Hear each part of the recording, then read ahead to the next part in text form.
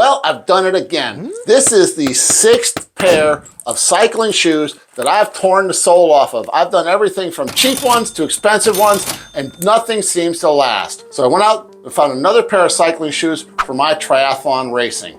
And what I found out there is the SIDI T5 triathlon shoe, and how I knew it was good is I've been using SIDI shoes since 2017 for road biking, and it's the only one I haven't torn the sole off of. This shoe though is kind of expensive with an MSRP of $270. There's gotta be something out there a little more price realistic than this. What I found out there was this, the Gavin triathlon shoe.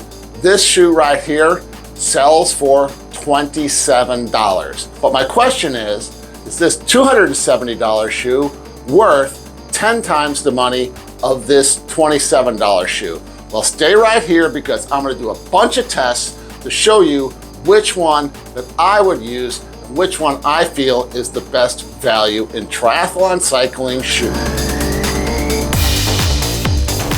Okay folks, so the first up we're gonna do is we're gonna go out and we're gonna head out on the road. We're gonna check out these shoes using a closed course, 3.7 miles around Benderson Park, and we're gonna take one lap on each shoe, trying to hold the same power. Now, we're looking for power transfer, how they flex on the bike, and how comfortable they are out riding on the road. So let's go to the man in the street. So here I am at one of my favorite places in the world, Nathan Benderson Park, where I do a lot of running and riding and training, where we're gonna put our shoes, the $27 Gavins versus the $270 SIDI shoes, to a real world test. What is that test? I'm gonna ride around this park and I'm gonna try to hold my power to where I come out as an average of 150 watts. Each time I go around, I will change the shoes with a goal in mind of finding out which shoe puts down the best speed. Why 150 watts? Because 150 watts is a number that most average cyclists can hold for a very long length of time. So how this is going to work is I'm gonna take and mount my bike as I would in a race. Shoes attached to the pedals. Once I get them on, I'll hit the exact same point. I'll start my watch.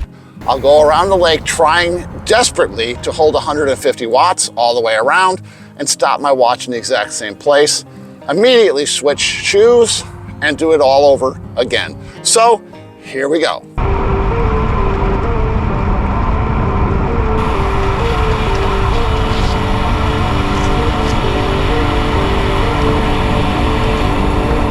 So my real world test is finished, and I know you guys want to see the results, but I haven't had a chance to crunch the numbers yet, and we'll take a look at that in just a second. But I wanted to talk to you about some stark differences between the $27 shoe and the $270 shoe when it comes to actual riding. On the $270 shoe with the carbon sole, I really felt connected to the bike. I felt like every pedal stroke was getting all the way and solidly through the pedal. I also felt very comfortable in the shoe. It had good airflow through it, and it was very comfortable as far as the arch and the insoles. This shoe can be worn just as it is. It does have a very good quality Velcro strap and open up very wide to be able to get your foot in. When it comes to the $27 shoe, I found that it had a lot of flex in it. I had a problem getting my heel in. It crunched up this little horn you see right here, crunched that up, and I can't even get it back out until I really push and work on it right here. So that's a problem. As far as the Velcro goes, this has got a very short little Velcro strap. The Velcro itself is a much poorer quality of Velcro, and it had a tendency to actually fold down on itself and keep you from having the ability to get a wide open area to get your foot in. Now the other thing it did, and it did it very easily, is boom, it pulls out. It doesn't take a whole lot of effort for it to pull out. I had to stop and actually get off the bike to put the shoes on. When it comes to the insole, I could feel all the ripples and edges of the plastic inside in my foot. It felt like it rocked back and forth on the pedal, it twisted. Flexibility is key in a triathlon shoe. If it's an Ironman or a sprint, you want to be able to get your power to the ground without having a whole lot of energy being given up in the transfer of your power pushing on the pedal and making it to the ground. First, we're gonna look at the SIDI shoe. As you look right here, you can see where as I'm pushing down on the toe of the shoe, the flexibility, there's not much in the flexibility down the side of the shoe or in the side by side.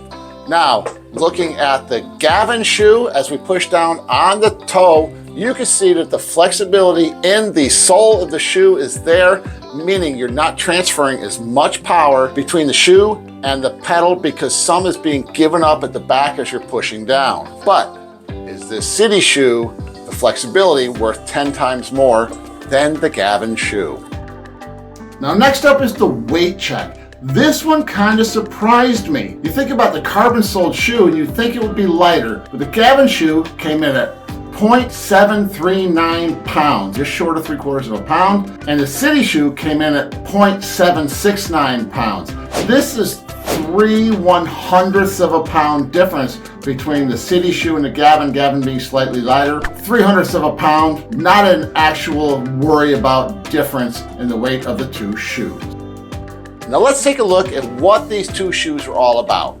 Now we're talking about two completely different categories of shoes. One is a high quality that uses premium materials and meticulous craftsmanship versus a product that is meant to be inexpensive. The Gavin shoe is made out of synthetic leather that's highly flexible with ventilation coming from a small amount of mesh in the upper and some in the side of the shoe. It has a molded heel cup and its sole is made of a nylon fiberglass composite, which is using gusseting to try to support the shoe and keep it rigid. It does have toe and heel cleats for the ability to run in this shoe, and it does have very good amount of drainage in the shoe. The SIDI T5 Air Triathlon shoe, they're calling it dynamic and stylish. The SIDI heel cup is designed to keep the heel from flexing. As you can see, it wraps completely around the heel and it's designed to transfer power from the heel of the shoe into the sole and to the cleats. The SIDI shoe has the run pad at the front and at the rear, and one of the differences in the rear is this heel pad is replaceable that it's not on the Gavin shoe. The upper of the shoe, even with the good looks, also has a lot of ventilation. The whole shoe itself, if you look here, is covered with these little pinholes for ventilation. Now for the biggest difference between the $270 SIDI shoe and the $27 Gavin shoe, and that's going to be your sole. They're using what's called a 12 carbon composite sole. And what they've done is they've taken and built a composite carbon nylon matrix. The nylon is used because it doesn't absorb water. It won't lose rigidity because of the carbon fiber through the whole length and life of the shoe. The result of this, a much lighter and more rigid sole than you could possibly get in an all nylon or a nylon fiberglass combo soled shoe. Now that was really, really fun getting out there on the road trying these two different shoes, but that's not the only thing in training we have today. Now we do virtual indoor training. This is just as important, if not in some cases, more important than riding on the road. So we're gonna take these two shoes to Zwift. We're gonna compare these side by side to check out performance on the virtual world. So here we go, off to Zwift. Go ahead and do our next test, and that's gonna be on Zwift indoors on a course called Hilly Route in Wattovia. We're gonna run this one twice, once with the $270 shoes and once with the $27 shoes, and see how we do. 359 feet of climbing. Does have some rolling hills. Get a chance to,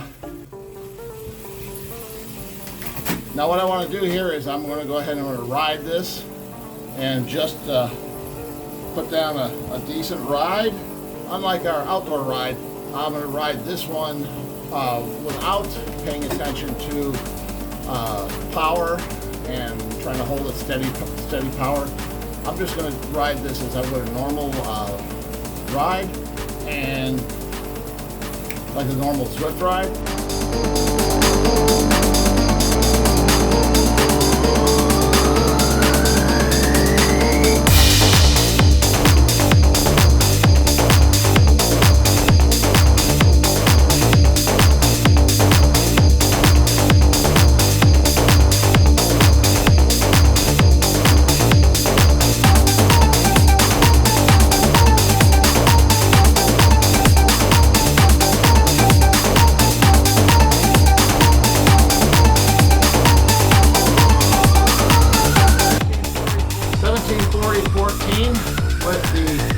$70 SIDI shoes on. So this is the part of the video you've all been waiting for. We're gonna take a look at the numbers. First, we're gonna start off with our test at Benderson Park. You saw my thoughts on the different shoes. Now we're gonna give you the actual numbers. First, we'll take a look at the Gavin shoe. The speed of this shoe on the course was 19.7 miles per hour. We hit a max on the downhill of 24.5 miles per hour. The loop, my heart rate was 128. Average watts, 152, burning 96 kilojoules of energy. The ET, the time spent, 10 minutes, 34 seconds. Now we'll look at the SIDI shoe. The speed over the course, 20 miles per hour right on the nose.